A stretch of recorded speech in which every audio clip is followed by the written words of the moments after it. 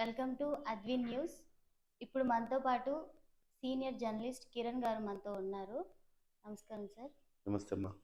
Sir, ఇప్పుడు Kingdom movie, Vijay Deverakonda Kingdom movie trailer రిలీజ్కి so ఆయన తిరుపతిలో మాట్లాడారు కదా. సో దానిపైన చాలా విమర్శలు వస్తున్నాయి సార్. దానిపైన మీ అభిప్రాయం ఏంటి సార్?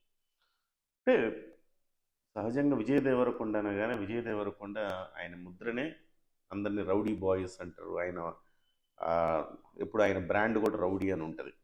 రౌడీ బ్రాండ్ టీషర్ట్స్ అన్నీ అమ్ముతుంటారు అనమాట. దానికి ఆయన బ్రాండ్ చేస్తాడు, బ్రాండింగ్ చేస్తాడు. ఆయనదే ఆ కంపెనీ కూడా. రౌడీ అంటే ఆయన రౌడీగా ఉండాలనుకుంటాడు, రౌడీగా మాట్లాడాలనుకుంటాడు.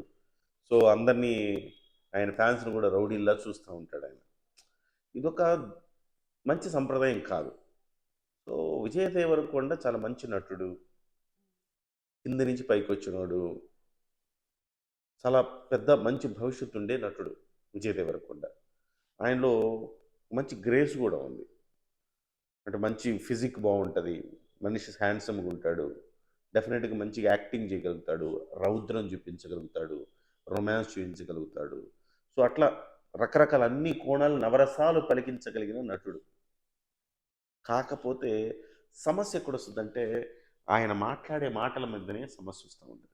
ఇప్పుడే కాదు, ప్రతి సందర్భంలోనూ వివాదాలతో ఫేమస్ అవుతూ ఉంటాడు విజయ్ దేవరకొండ. చక్కగా ఉంది, ట్రైలర్ చాలా బాగుంది కదా. ఇవాళ నువ్వు నేనేం మాట్లాడుకోవాలా? ట్రైలర్ గురించి మాట్లాడుకోవాలా.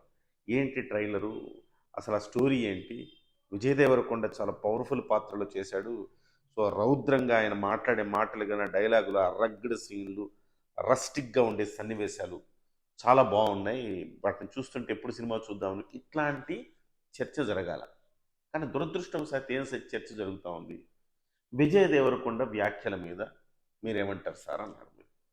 సో ఖచ్చితంగా విజయ్ దేవరకొండ వ్యాఖ్యలు నేనైతే ఖండిస్తాను. ఏం మాట్లాడాడు ఆయన?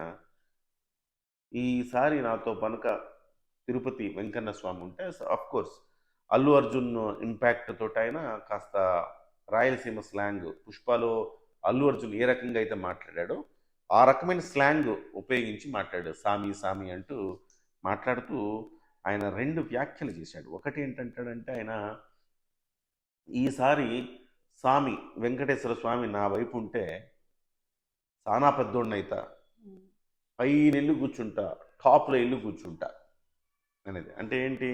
నెంబర్ 1 హీరోని అవుతా అనేది.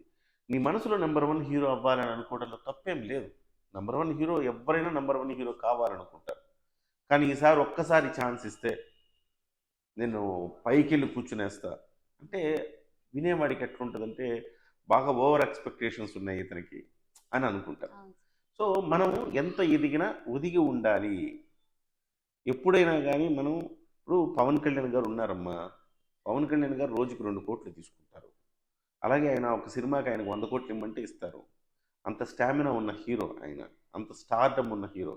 కానీ ఆయన ఏమంటారు, నాకంటే చాలామంది పెద్ద హీరోలు ఉన్నారు, నా మార్కెట్ చిన్నది, చాలామందితో పోలిస్తే పెద్ద పెద్దోళ్ళు మంచి మంచి హీరోలు ఉన్నారు అని అంటాడు. ఎందుకు అంత తక్కువ చేసుకున్నా అంటే వినమ్రత అంటారు దాన్ని, సింప్లిసిటీ అంటారు దాన్ని.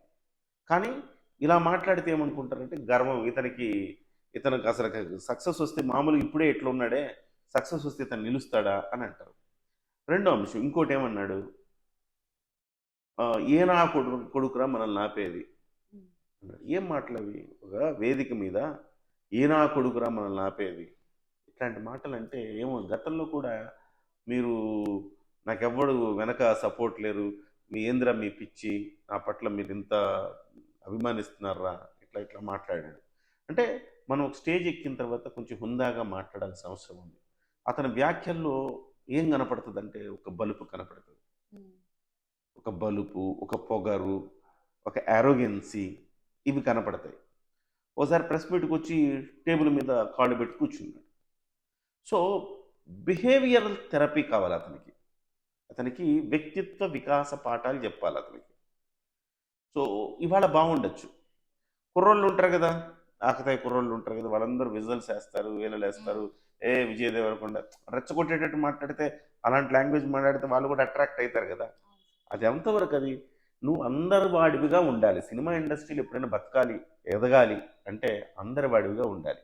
అట్లా కాకుండా నేను ఈ యూత్కి ఈ ఆకతాయికలకు మాత్రమే ఇన్స్టాలు టిక్టాకులు చూసుకునే వాళ్ళకి మాత్రమే నా సినిమా అంటే నీ సినిమా అక్కడ దాకే ఉంటుంది. ఫ్యామిలీ ఆడియన్స్ ఎందుకు వస్తారు నీకు? ఫ్యామిలీ ఆడియన్స్ నీ దగ్గర రావాలంటే నీ వ్యక్తిత్వం మంచిదై ఉండాలి, నీ క్యారెక్టర్ మంచిదై ఉండాలి. క్యారెక్టర్ అంటే నా ఉద్దేశం అతను వ్యక్తిగతమైన క్యారెక్టర్ గురించి మాట్లాడే పద్ధతి గురించి మాట్లాడుతున్నా. అతను పద్ధతిగా మాట్లాడాలి, అందరినీ ఆకట్టుకునేలా మాట్లాడాలి, హుందాగా ఉండాలి, వినమ్రంగా ఉండాలి, ఒబిడియన్సీ చూపించాలి, వినయంగా ఉండాలి. అప్పుడే అందరు మంచి పిల్లాడరా అంటారు. అంతేనా కాదు? అంతే సార్. సో ఎవడో ఒకడు ఉన్నాడమ్మా, వెళ్తూ ఉన్నాడు, ఒక ఇద్దరు కుర్రోళ్ళు ఉన్నారు. ఒకడేమో చాలా వినయంగా ఉంటాడు, పెద్దల పట్ల గౌరవం మర్యాద ఉంటుంది. వాడు ఒకసారి బైక్ మీద వెళ్తూ కింద పడ్డాడు. అయ్యో పాపం చాలా మంచి పిల్లాడండి, బైక్ మీద వెళ్తే ఎందుకు పడిపోయాడు అంటారు. అలా కాకుండా ఇంకొకడు ఉంటాడు, అని యారగెన్సీ ఉంటాడు, ఎట్లానే మాట్లాడుతుంటాడు, బలుపు మాటలు మాట్లాడుతుంటాడు. వాడు వెళ్తూ వెళ్తూ బండి మించి పడిపోయాడు. అప్పుడేమంటారు? వెధవా, వాడికి బుద్ధి జ్ఞానం లేదు, వాడు అట్టానే ఉంటాడు, వాడు ముందే అనుకున్నావు, వాడు అట్లాంటి వాడే, వాడికి బాగానే అయింది అంటారు. అవునా కదా? లైగర్ పోయినప్పుడు అదైంది. లైగర్ సినిమా అటర్ ఫ్లాప్ అయినప్పుడు అందరు ఏమనుకున్నారు? ఏమన్నా సానుభూతి వచ్చిందా? రారా.